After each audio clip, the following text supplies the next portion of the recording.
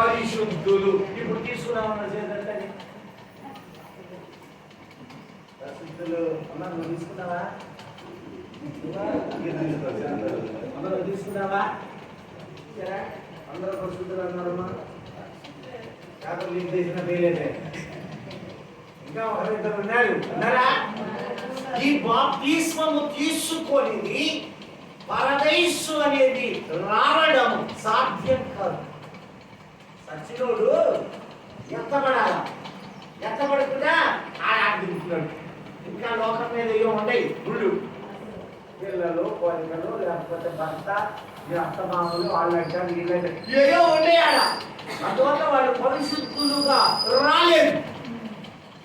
మారు మనస్సు పొందుడి, మారు మనస్సు పొందుడి మొట్టమొదటి మాట అదే. ఆయన లోకానికి ఈ పరిశుద్ధుడు అయ్యాక ఈ పరిశుద్ధుడిగా ఉంటే చాలుగా చాలుగా సంపూర్ణులవ్వాలి అని ప్రకటిస్తున్నాడు. ఏం చేయాలట? దానికోసం ఇక్కడ యేసయ్య చెప్పిన 5 వస్త్రాలు కనపరుస్తున్నాడు. అది ఆయన ఉద్దేశం. లోకంలో స్వార్థ చెబితే తీసుకుపోయి ఏం చేశారు?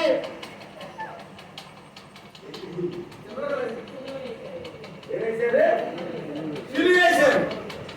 ఇప్పుడు లోకం కోసం చెబుతున్నా, ఎవరి కోసం చెబుతున్నాడు? మనకి ఇస్తున్న భాగ్యం. మాటలు లోకానికి కావు, ఎవరిని? మనవి. విశ్వాసికి ఇవ్వబోయే భాగ్యం.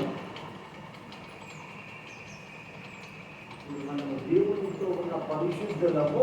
ఈ పరిశుద్ధులు మనమంటున్నాం, అయ్యా నేను పాపిని, అయ్యా నేను పాపిని. ఆయన ఉంటాడు, నువ్వు పాపి వేరని ఆయన. కానీ నా రక్తంతో నిన్ను లోకములో నుంచి తెచ్చి మారు మనస్సు కలుగ చేసి, నిన్ను పశ్చాత్తాపము కలుగ చేసి పరిశుద్ధుడు. అదే అబ్రహాము అంటాడు, అయ్యా నేను దుమ్మునేరా. ఇంకా అది ధూళిదయ్యా. ఆయన అంటాడు, అబ్రహాము తెలుసా? నేను దుమ్ముని. ఆయన అంటాడు, అది ఆయన పిలుపు. పిలిచిన పిలుపు నీవు సామాన్యమైన వ్యక్తిని కావట, నీవు దేవుని సన్నిధిలో పరిశుద్ధుడు అనే పేరు. లోకంలో ఎన్నడూ వినని పేరు. మంచోడని వింటాం కదా, బాగా డబ్బుగలోడని వింటాం. ఇంకా దుర్మార్గుడు, దుస్తుడు ఇట్లాంటి వింటాం. పరిశుద్ధుడనే మాట ఎప్పుడైనా విన్నారా? దేవుడు రక్తముతో కడిగి ఈ వ్యక్తి కడగబడ్డాడో ఆ వ్యక్తిని ఆయన పరిశుద్ధుడు. ఈ పరిశుద్ధుడు ఎప్పుడయ్యాడు? యేసు రక్తముతో కడుగబడినప్పుడు. ఆ రక్తం ఎప్పుడు కడగబడుతుంది? మారు మనస్సు పొంది బాప్తిస్మము తీసుకున్న. అందుకనే పరిశుద్ధులు అని నేను అడిగా. ఒకరిని అడిగానా? పరిశుద్ధులు ఎవరు? ఈరోజు మీ ఇంట్లో పరిశుద్ధులు ఉన్నారా? మీ ఇంట్లో ఉన్నారా? ఇంట్లో కూడా ఉన్నారయ్యా. నేనే కదా, మా నాన్న, అమ్మ, లేదా నాయన, పిల్లలు అందరూ కలిసి పరిశుద్ధులు అయిపోయా. అందరూ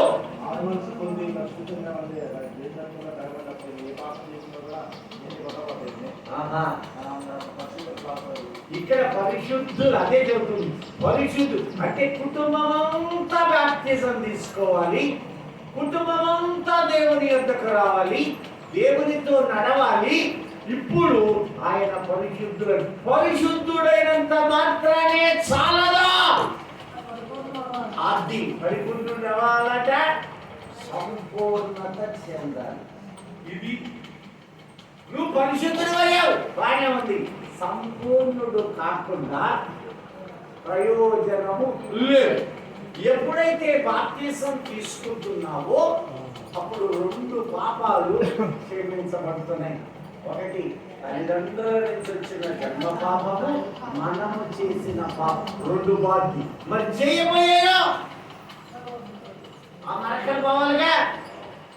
పోవాలంటే సంపూర్ణులు కావాలి. దానికి పంచుకొనబడుతూ ఉన్న 5 వస్త్రాలు అవసరమా? శిలువ మీద ఇలా చూస్తే అక్కడ 5 వస్త్రాలు అక్కడ దావీదు చెప్పినట్టు పంచుకున్నారు అంటలా. 22:18 వారు నా వస్త్రములను పంచుకొనుచూ ఉన్నారు. అంటే ఆ రోజు నుంచి ఈ రోజు వరకు, రాకడ వరకు ఆ మాట తెలుసుగా, పంచుకుంటూనే ఉండాలి.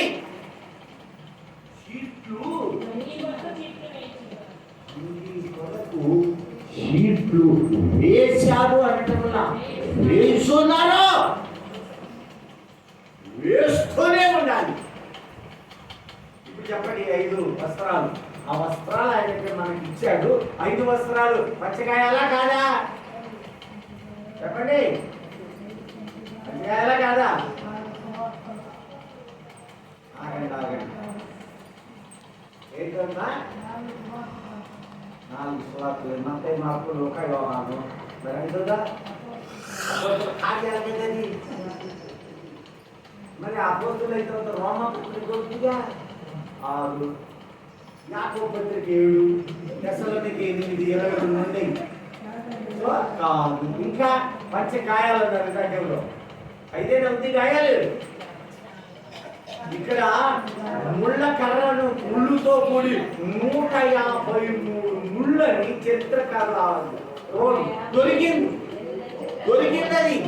అది పెట్టి కర్రతో కొడితే కర్రల లోపలికి కుడివైపుకి అనుకుంటూ రాదు. బొమ్మ నేను చూసినప్పుడు దుఃఖం ఆకలేదు నాకు.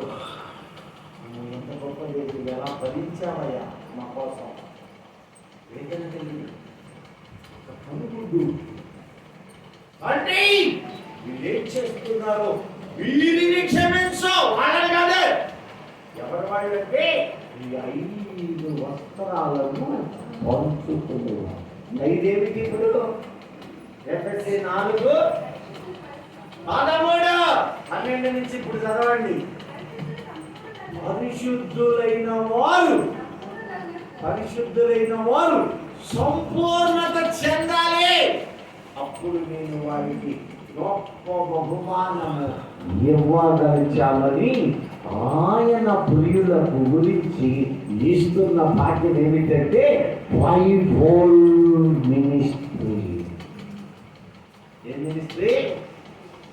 5 విధాలైన పరిచర్య. అక్కడ ఏమన్నాడు తెలుసా? ఈ పరిచర్యను ఒక అంగీలను చూపుతున్నాడు, వస్త్రాలను చూపుతున్నాడు. ఈ 5 రకాల పరిచర్యట. క్రీస్తు శరీరము. ఎవరు క్రీస్తు శరీరం? Very good. ఈ సంఘం ఏంటిది? సంఘం ఏంటిది? పొద్దున్నే పాపం తెరవాలా నేను తెలుసుకున్నాగా.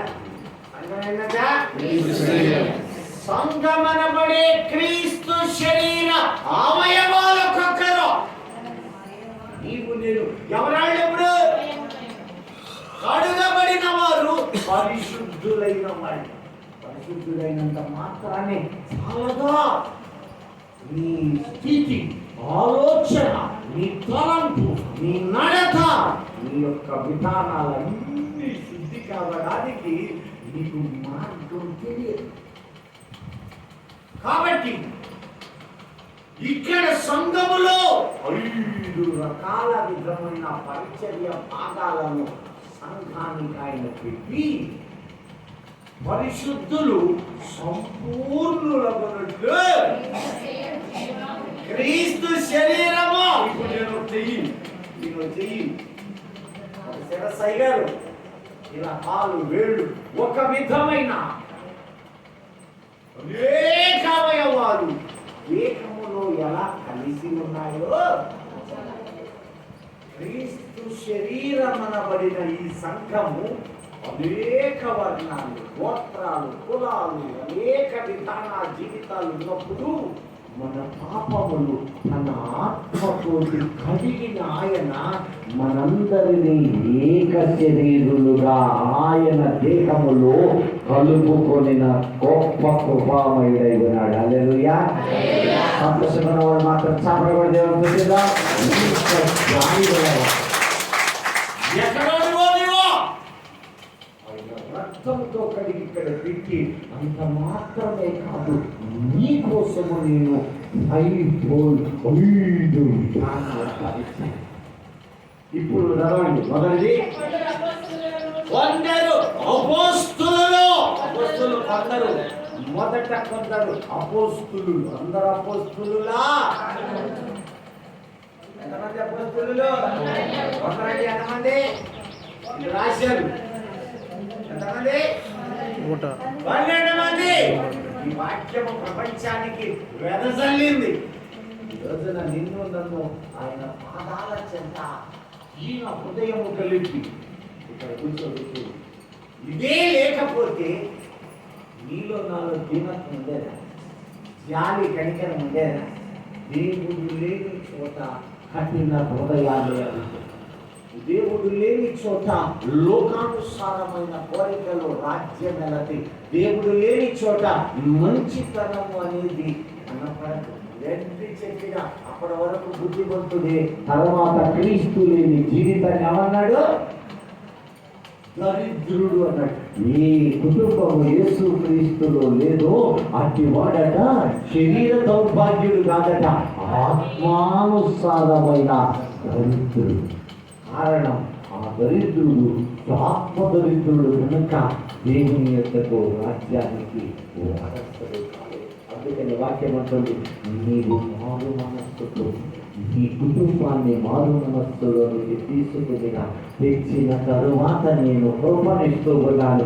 ఆ కృప విలువ ఎంతటిదో నేను కలుగుని శిలువ మీద పెడుతూ ఉన్నాను అని అలా చూస్తూ అక్కడ ఈ వస్త్రములను 5 పంచుకుంటూ ఉంటే వాళ్ళ వైపు చూసి అంటూ ఉన్నాడు, వీరిని క్షమించు, వీరు పరిశుద్ధులు, ప్రత్యేకపరచబడ్డారు, కానీ వీరు వస్త్రములు పంచుకోవాలి.